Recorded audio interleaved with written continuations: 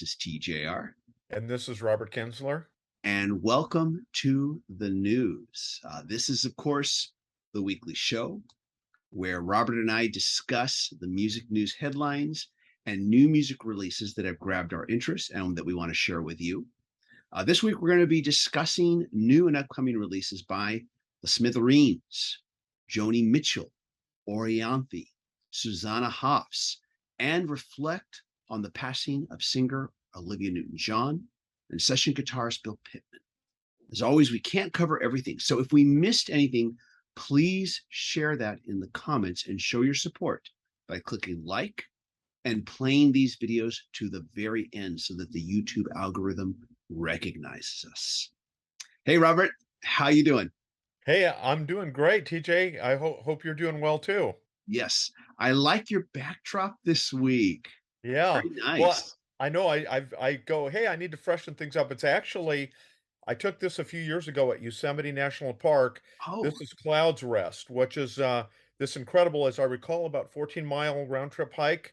One of the most difficult but most breathtaking days I've ever had in my life. And I came across this picture. I said, let's see if this works as a background. And sure enough, it did. it looks really cool. And it's even cooler knowing that you took the picture and you were there.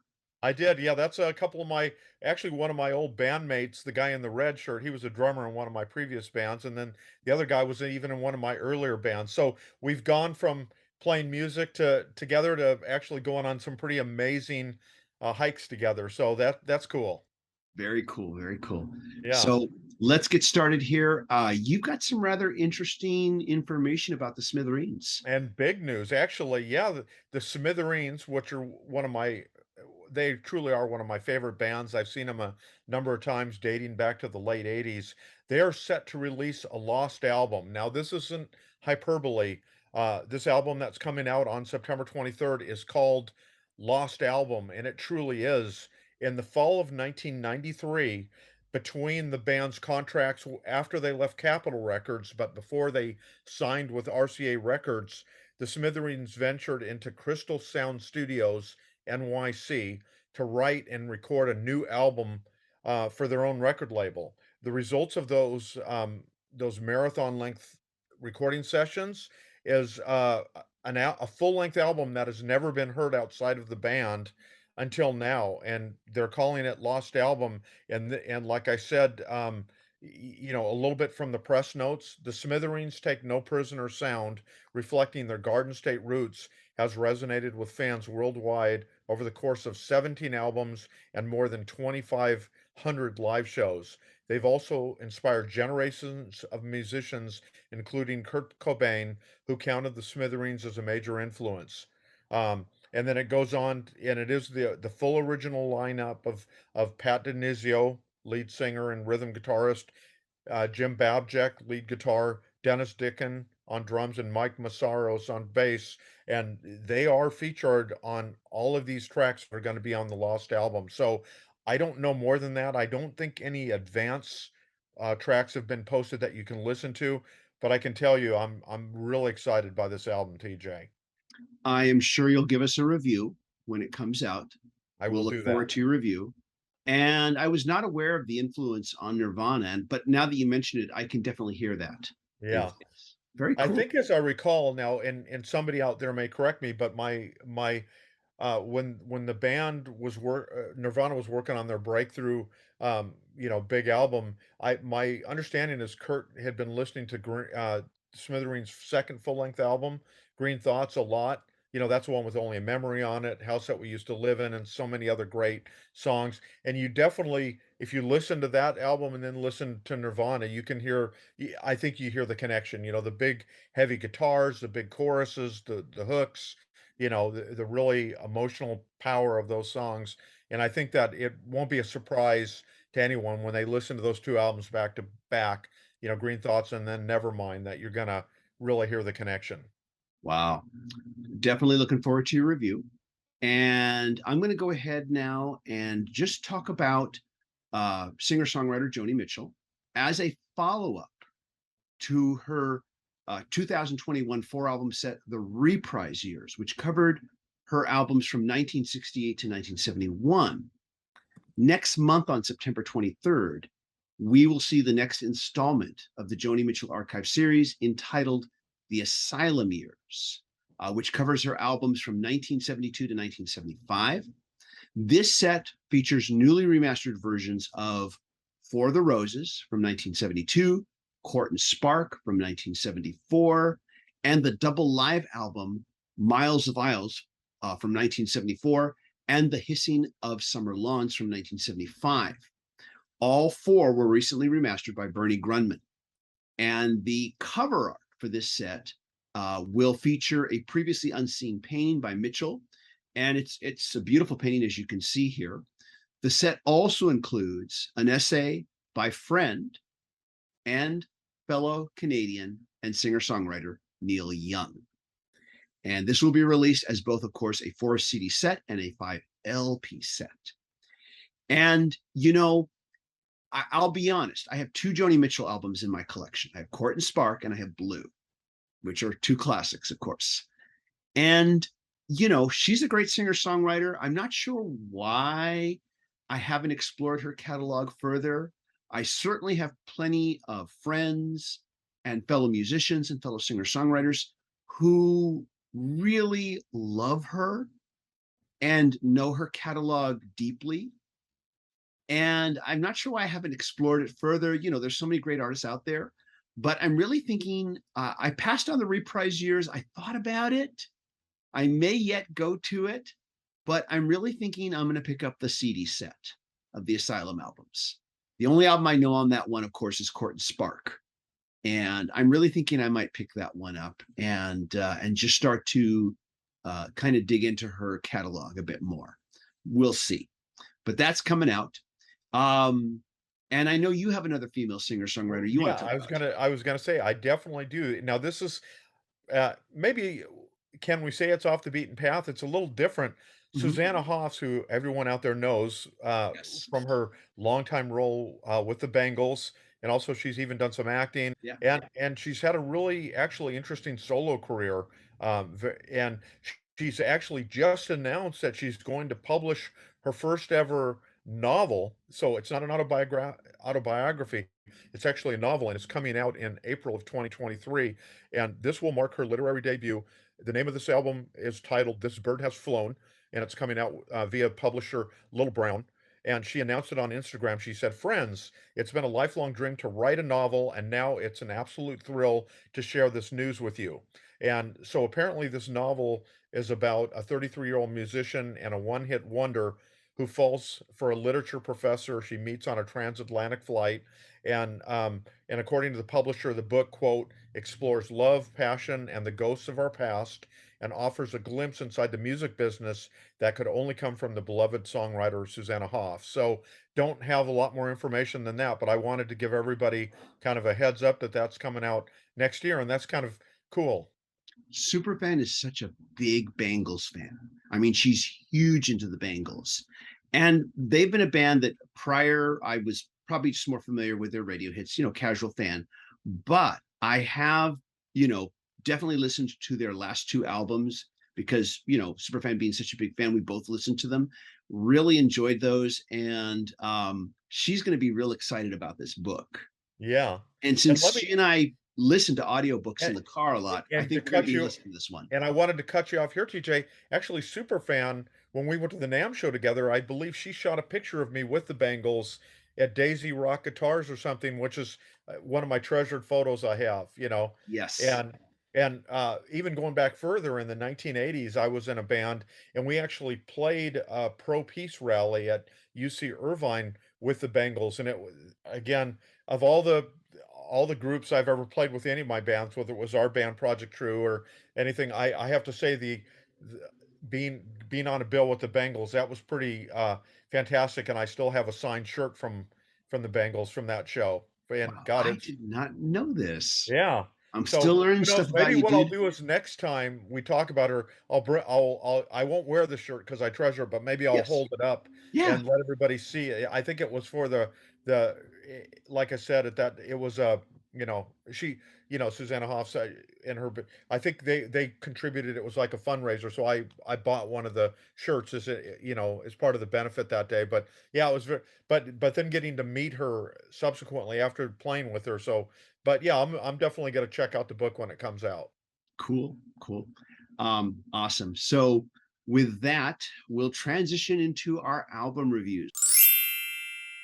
Album reviews. We both have an album we want to talk about. And I am going to start the album reviews this week with an album by a band that I just discovered last week. It was just one of those things where, again, I'm on Tidal, I'm looking at the new releases, and I click on an album cover just because the cover catches my eye. No other reason than that. Start listening and starts thinking, I'm intrigued.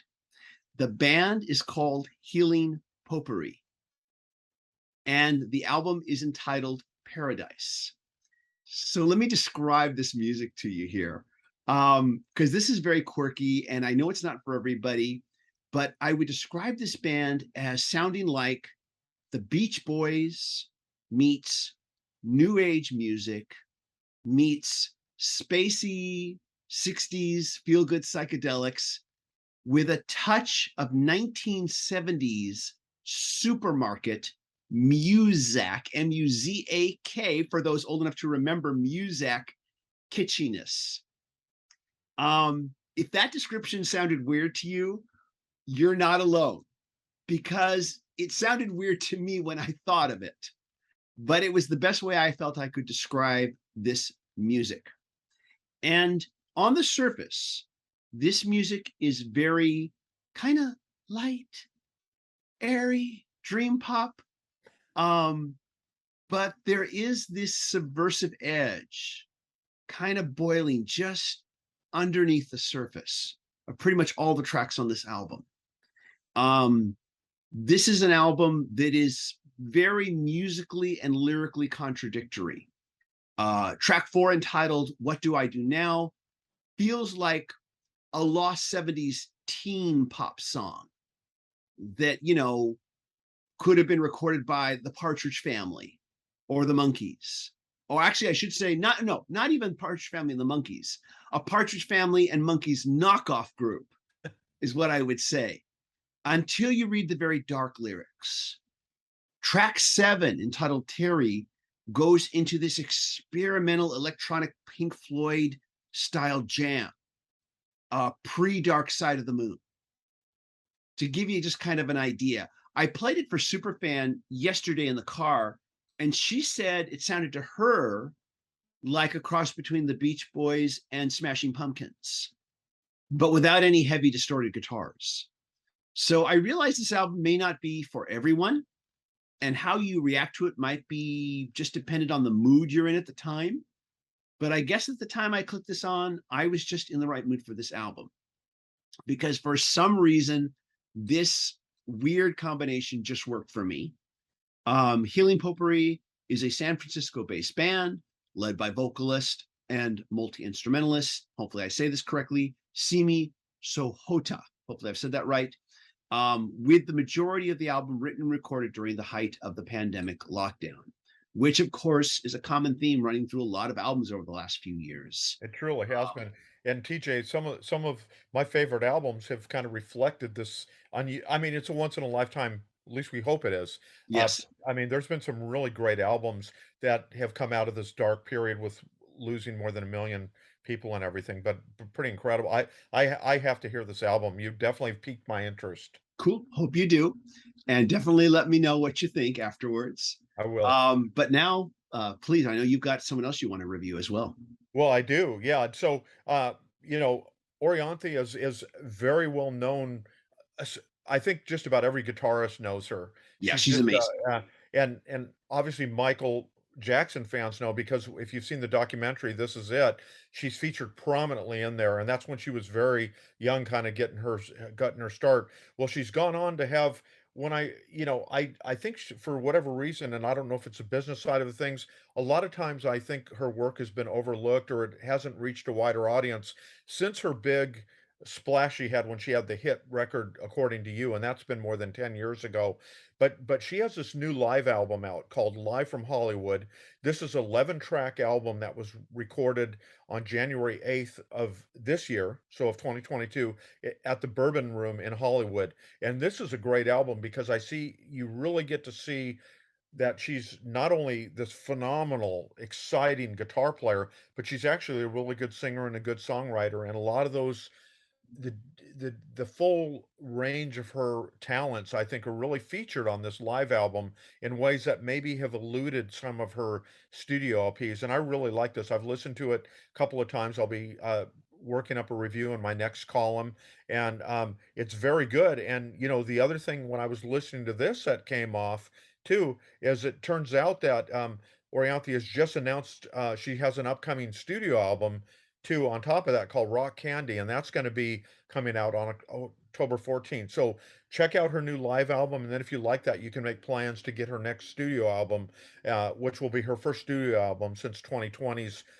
which was just called for Orianthi. So a lot of news for Orianthi fans, or if you don't know very much about her, maybe check out the Live in Hollywood album and then make plans to get her next studio album as well.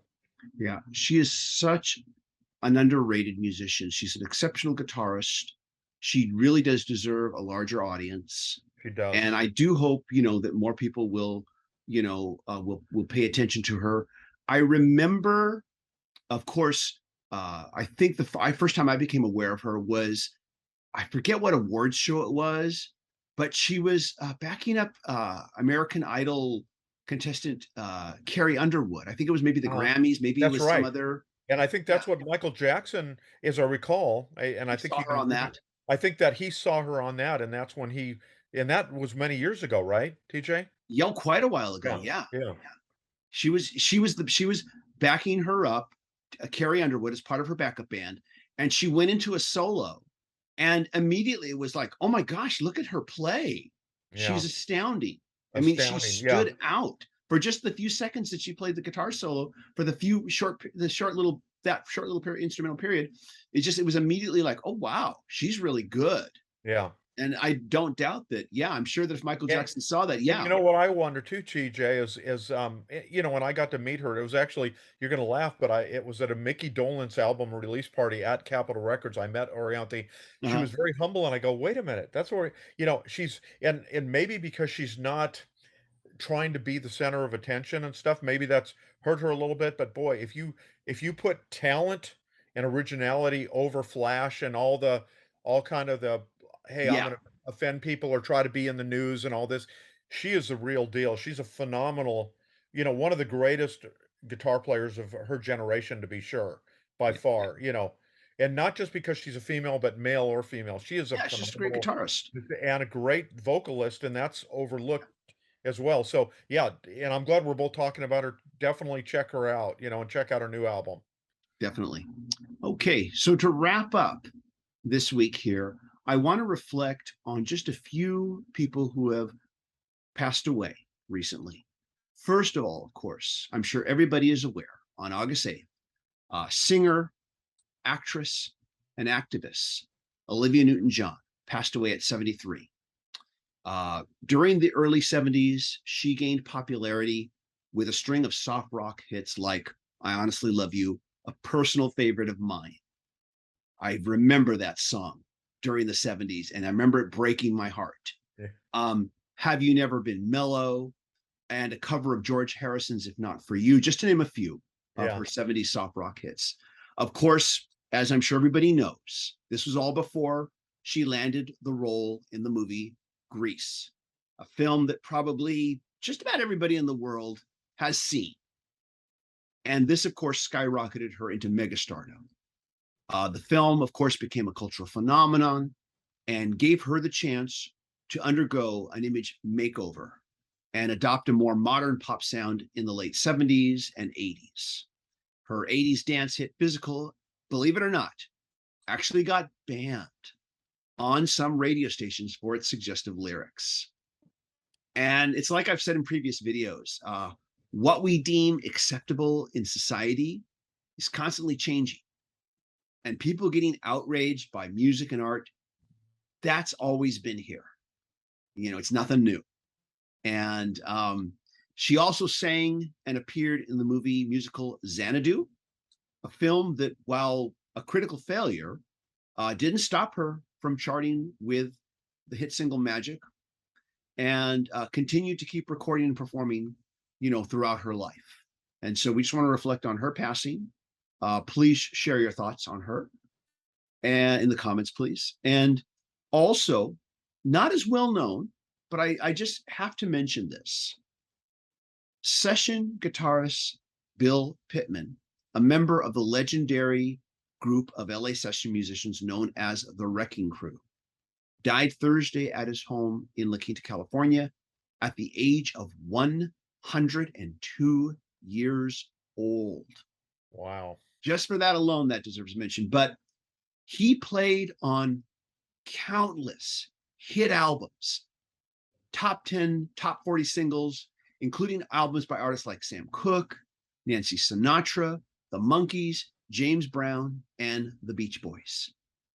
For Pet Sounds, Pittman contributed the acoustic guitar on the opener of Wouldn't It Be Nice? And he appeared in the documentary about the Wrecking Crew. And it was noted in that film that during 1 year alone, he logged in an astonishing 425 recording sessions. Wow.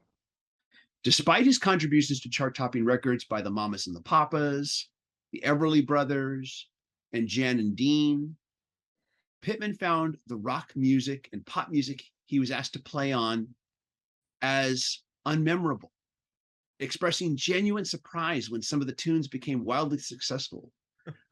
This became kind of a habit, and producers would jokingly claim that if Pittman thought a record was terrible, then they probably had a hit on their hands. That's great.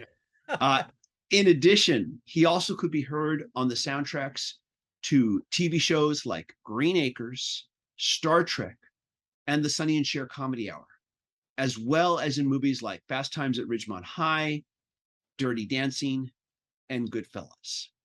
While no cause of death was revealed, the musician recently fractured his spine in a fall and spent the last month of his life recovering from that accident. Wow. But yeah, such a, one of the many unsung heroes in popular music. So I had to mention that, and just the fact that he made it to 102. Yeah. I hope we all do, and even what further. a rich life. What a rich life. Yeah, thanks for highlighting his career and his contributions to popular music, TJ. That's great. And just to rewind a little bit about Olivia Newton-John, um, I met her. She used to run these like boutiques called Koala Blue, as I recall. And in the mid '80s, she opened one in Costa Mesa, California. And I was writing at that time for a local newspaper, not just actually, I was only covering music a little bit at that time. I was mostly covering, news and stuff. So I got to go to the opening and I got to meet her, and she was a very nice and sweet person, and just sad. And, she courageously battled breast cancer for so long and was so public. And I think that that is ultimately going to save lives because it will encourage women to get screening and maybe put up the good fight. She, like you said, she was an activist. I think even more than her music, she would probably be very proud of her role, is fighting cancer and how she inspired other women and probably men as well to, in that fight against this terrible disease. And I'm glad you paid tribute to both these artists, TJ. I'm glad you brought them to the show. Yeah, I'm glad. Yeah, no worries, man. And once again, everybody, please share your thoughts on either of the two musicians we've talked about today. And with that, I guess we'll bid adieu until next week. If we missed anything this week, please share that in the comments so that we can all read about it. As we're just two old guys. We can't cover everything, but we try our best here. But we do appreciate you watching. And if you like these videos, please be sure to hit like, hit subscribe, and hit the bell notification icon so you never miss a video. And also, thank you to the fierce and mighty patron supporters. Patron supporters receive exclusive videos not available here on the channel, and in some cases, early access to videos before they hit the channel. And go to patreon.com/TJR the original if you'd like to become a patron supporter. Everybody, thank you for making it here to the end. That helps us so much. We really appreciate it. And we appreciate you stopping by and just hanging out. Take care. See you next week, Robert. Hey, see you, TJ. See you next time. All right. Bye bye, everybody.